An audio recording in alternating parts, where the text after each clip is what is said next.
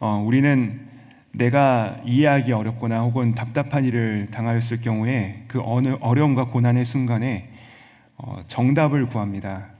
왜 나에게 혹은 우리 가정에 이런 일이 일어났는지, 그 일의 원인이 무엇인지, 또 나는 어떻게 행동하면 되는지에 대한 그 정답을 찾고자 하는 것이 바로 우리의 모습이고, 또 그 정답이라 생각하는 것이 나에게 발견되면은 그것에 대해서 옳다고 주장을 하는 것이 바로 우리의 모습입니다.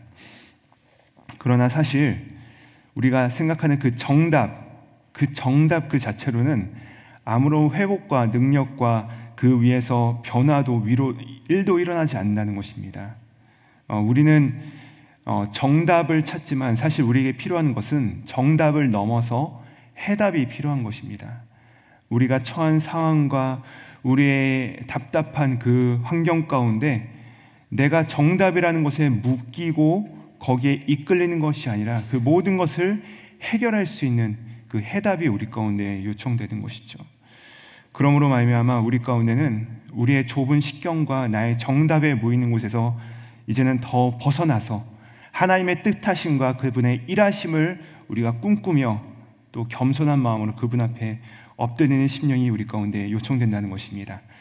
자, 오늘 말씀에 보면요, 엘리후가 욥에게 자신의 말을 좀 들어달라라고 시작하면서 그 말이 시작되기 시작하는데요. 우리 함께 3절 말씀 같이 한번 그가 말을 들어달라면서 그가 하는 그 말의 목적이 무엇인가 3절 말씀 같이 한번 읽어보도록 하시겠습니다. 시작. 내가 먼 데서 지식을 얻고 나를 지으신 이에게 을을 돌려보내리라. 자, 엘리후가 1절과 2절을 보면은 나를 잠깐 용납하라, 내가 하나님을 위하여서 할 말이 있다라고 하면서 그가 하고 싶은 말의 요지가 무엇이라고 하고 있냐면 3절 말씀인데, 나를 지으신 하나님, 그 창조주 하나님이 의로우신 분임을 내가 지금부터 변증하겠다, 증명하겠다라고 그가 말을 하면서 시작하고 있습니다. 자, 그러면서 5절 말씀에 보면요, 5절 말씀부터 쭉 하나님은 어떤 분이신지에 대해서 그가 이야기하기 시작합니다. 하나님은 우리의 고난의 사건 가운데서 그분은 여전히 전능하신 분이시고, 그분은 우리의 어려움 가운데서도 사랑이 많으시고 공의로운 분이시다라고 그가 계속해서 변증하면서 나아갑니다. 자, 그러면서 8절 말씀에 보면은 그가 이렇게 이야기하는데, 우리 8절 말씀 같이 한번 읽어보도록 하시겠습니다. 시작. 혹시 그들이 족쇄에 매이거나 환난의 줄에 얽혔으면.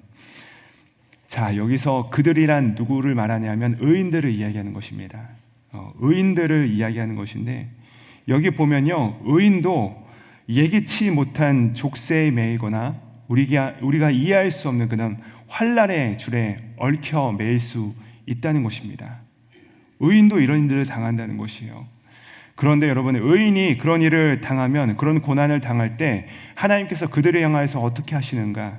우리 함께 7절의 말씀을 같이 한번 읽어보도록 하시겠습니다. 7절입니다. 시작. 그의 눈을 의인에게서 떼지 아니하시고 그를 왕들과 함께 왕자에 앉히사 영원토록 존귀하게 하시며. 아멘. 그렇습니다. 하나님께서 어떻게 하신다라고 말씀하십니까? 의인이 고난을 당할 때, 의인이 환난을 당할 때 하나님께서는 그들을 지켜보신다라고 하는 것입니다. 끝까지 그들에게 주목하고 계신다라고 말씀하십니다. 그리고 존귀하게 이들을 빚어가신다라고 말씀하고 있는 것이죠. 사랑하는 여러분, 우리가 예기치 못한 고난과 어려움 가운데 그런 답답한 일을 당하였을 때, 나홀로 있는 것 같을 때, 그러나 하나님께서는 우리를 주목해 주시고 당신의 시선을 우리로부터 떼지 않으신다라고 말씀하고 있다는 사실입니다. 한번 생각해 보시기 바랍니다. 우리 사랑하는 자녀들이 밤새도록 온몸에 이 열이 들끓고 있는 거예요. 정말로 괴로워하고 고통으로 신음하고 있는데, 그때 여러분 밤새도록 부모님이 어떻게 합니까? 그 사랑하는 자녀의 옆에서 대신 아파줄 수 없는 그 마음으로 가슴 아파하지만 그를 위하여 간호하고 또 밤새도록 그를 지켜보고 바라보고 그의 상태를 면밀하게 주목하면서 눈을 떼지 않죠.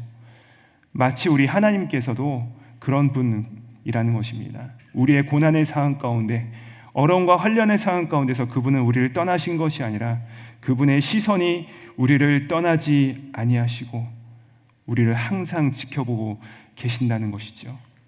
자, 그런데 우리는 이해할 수 없는 고통과 괴로움의 사건 앞에서 하나님이 여전히 우리를 바라보시지만 이때 우리가 선택하는 길은 하나님께 집중하고 또 그분의 길을 묻고 하나님을 찬양하기보다는 반대로 걸어가는 경우가 많고, 그런 경향들이 언제 우리 가운데 많이 일어나냐면 바로 우리 인생의 가장 깊은 밤을 지날 때 그런 경향이 우리 가운데 자주 일어난다는 것입니다. 함께 우리 20절부터 21절의 말씀을 같이 한번 읽어보도록 하시겠습니다. 20절부터 21절 말씀입니다.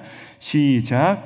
그대는 밤을 사모하지 말라. 인생들이 밤에 그들이 있는 곳으로 끌려가리라. 삼가 악으로 치우치지 말라. 그대가 환난보다 이것을 택하였느니라. 자, 인생을 살아가다 보면 아까 말씀드렸듯이 예기치 못한 고난과 고통과 아픔 가운데 잠을 이루지 못하는 그런 깊은 밤을 우리가 경험하곤 한다는 것입니다. 그런데 이때 어쩔 수 없이 우리는 그 깊은 밤 가운데 잠도 오지 않아요. 괴로움과 그 고통 가운데 신음하면서 잠도 오지 않는 그 깊은 밤 가운데 우리는 자꾸만 어떻게 하느냐, 자신에게 집중하고 자신을 너무 깊이 묵상하는 때가 종종 있다는 사실이죠.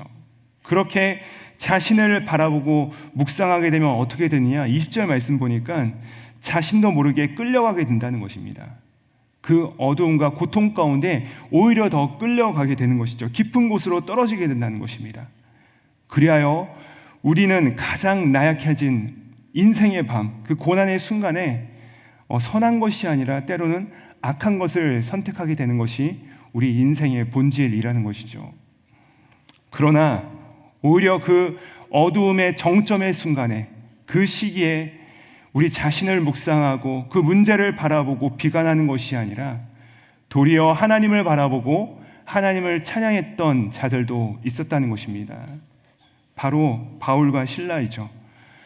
여러분, 이들은요, 복음을 전하기 위하여서 도착한 그 빌립보에서 귀신에 매였던 한 소녀를 자유롭게 해줬다는 그 이유만으로 그들은 심한 매질을 당하고 발에 쇠거랑을 채워진 후에 가장 깊은 감옥으로 내던져집니다. 그리고 나서 이들은 밤을 맞이하게 되죠. 분명 성령님의 인도하심을 따라서 원래는 아시아로 가려고 했지만 그 환상 가운데 와서 우리를 도우라는 그 환상 가운데 이들은 유럽으로 온 것입니다. 생각지도 못한 핍박과 환난을 성령님의 인도를 따라갔지만 그들은 당하게 되었을 때 마음속에 여러 가지 질문들이 솟아왔을 것입니다. 왜 내가 이런 고통을 당하게 되는 것이지? 나는 분명히 성령님의 음성을 들은 것 같은데 이게 과연 성령님의 음성이 맞았을까? 만약 내가 빌립보가 아니라 유럽으로 갔다면 이런 일을 과연 일어났을까? 이런 것들이 그들의 마음 가운데 일어나기 시작한 것입니다. 여러분, 우리도 이런 질문들을 던질 때가 있지 않습니까? 어려움의 순간에, 고통의 순간에, 예기치 못한 순간에 우리는 자꾸 인생의 되감기를 한다는 것입니다. 왜 나에게 이런 일이 일어났을까? 왜 이런 일이 나에게 벌어졌을까? 언제부터 이런 일이 엇갈려졌는지 자신에게 묵상을 한다는 것이죠. 자, 이렇게 인생의 착고가 채워진 그 고난의 밤에 우리는 믿음이 흔들리고 진리를 부정하고 그 목적과 사랑을 의심케 된다는 것입니다. 그 거대한 고난 앞에서 침착하기란 결코 쉽지 않습니다. 그런데 놀라운 것은 바울과 실라는요, 그 한밤중에 무엇을 하기로 선택을 하느냐? 바로 하나님을 바라보기로 이들은 선택합니다. 하나님을 찬양하기로 이들은 결단하였다는 것입니다. 사도행전 16장 25절 말씀을 제가 읽어드리겠습니다. 한밤중에 바울과 실라가 기도하고 하나님을 찬송하며 죄수들이 듣더라. 한밤중에 고통 속에서 잠 못 이루고 내일이 없을 것 같은 그런 깊은 밤, 우리는 이런 밤을 피하고 싶어 합니다. 그러나 한밤중, 이 한밤중이라는 시간은 반드시 우리에게도 찾아온다는 사실입니다. 우리 인생 가운데 몰려온다는 것이에요. 그런데 놀라운 것은 이 인생의 어두움의 정점에 시간에 가장 놀라운 영광이 임하기 시작한다는 것입니다. 바울과 실라가 어떻게 찬양할 수 있었을까? 어떻게 이들이 하나님을 집중하며 바라볼 수 있었을까요? 사랑하는 여러분, 지금 바울과 실라는요, 현재 지극히 평안해서 찬양을 시작한 것일까요? 아니면 이들이 평안에 이르기 위해서 예배를 시작한 것일까요? 평안해서 예배한 것이 아니라 평안을 회복하기 위하여, 평안을 찾기 위하여서 하나님을 바라본 것이죠. 두렵지 않고 아프지 않아서 감사한 것이 아니라 감사와 찬양만이, 그것을 통해서만 얻을 수 있는 기쁨과 회복은 이것이 그들이 무엇인지 알았기 때문에 그 찬양과 기도와 감사의 자리로 이들은 의지적으로 나아갔다는 것입니다. 여러분, 이것이 바로 우리에게 주어진 그 역경과 시련과 고난의 밤을 맞이하는 가장 현명하고 지혜로운 태도인 줄 믿습니다. 바로 이 결단이 우리에게도 필요하다는 것이에요. 평안하게 예배하는 것이 아니라 평안을 위하여서, 그것을 회복하기 위하여서 치열하게 예배하는 것입니다. 그리고 반드시 그 치열한 가운데 주님께서는 반드시 그 모든 어두움을 쫓아내 주신다는 사실입니다. 오늘 말씀을 마무리합니다. 저는 기뻐서 부르는 찬양도 너무나도 좋지만 더 큰 은혜를 경험했던 그 순간, 저에게 능력이 임했던 그 찬양의 순간은요, 고난 중에 불렀던 찬양인 것 같습니다. 주님을 찬송하면서 할렐루야 할렐루야, 내 갈 길 멀고 험해도 나 주님을만 따라가리.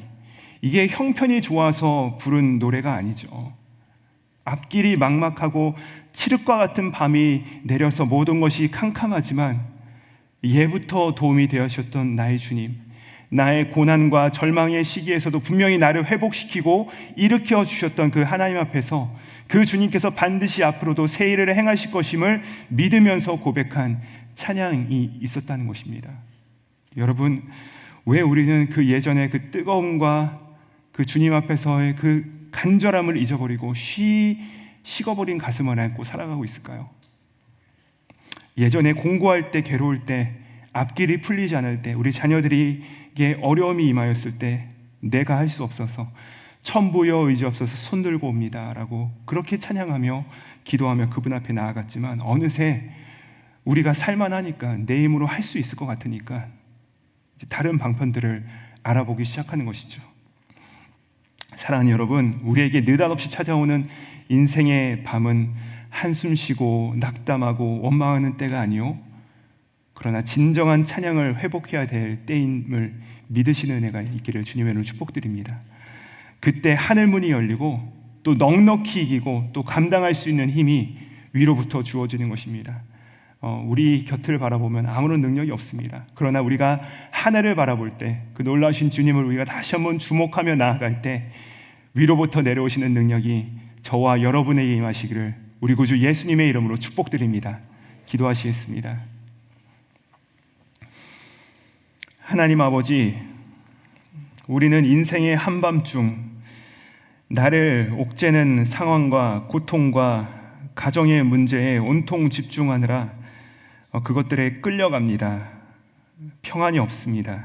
그러나 그때도 여전히 전능하시고 의로우신 하나님께서 우리에게 집중하고 계심을 기억하게 하시고, 비록 너무나 고통스럽고 어렵지만 그렇기 때문에 환경을 뛰어넘어 우리를 향해 열린 하늘을 바라보게 하시며 찬송하며 감사를 선포함으로 말미암아 우리에게 새 일을 행하시는 그 하나님의 능력을 경험하게 하여 주시옵소서.